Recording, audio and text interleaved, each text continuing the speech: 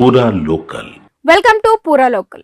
China రాజధాని Beijing లో ప్రపంచ దృష్టిని ఆకర్షించిన భారీ సైనిక కవాతు జరిగింది.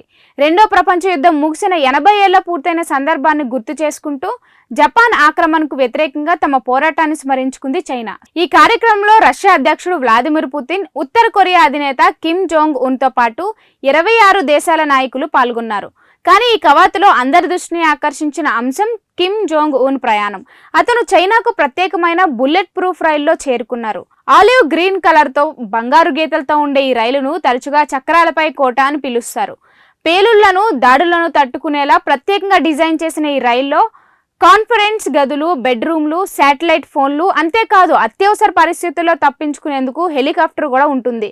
యాంటీ ఎయిర్ క్రాఫ్ట్ ఆయుధాలు, రాడర్ గైడెడ్ తుపాకులు, క్షిపణి లాంచర్లు కూడా ఈ రైల్లో అమర్చబడ్డాయి. అంతేకాదు లైవ్ లాబ్స్టర్, ఫ్రెంచ్ వైన్ వంటి వంటకాలు, వినోద కార్యక్రమాలు కూడా ఇందులో భాగమే.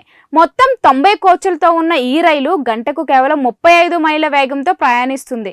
ఇక బీజింగ్కి 800 మైళ్ళ దూరం చేరడానికి దాదాపు 20 గంటలు పట్టింది.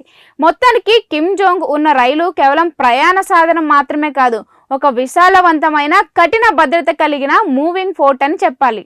ఇవి ఇప్పటి వరకు ఉన్న అప్డేట్స్. మరిన్ని అప్డేట్స్ కోసం చూస్తూనే ఉండండి పూరా లోకల్.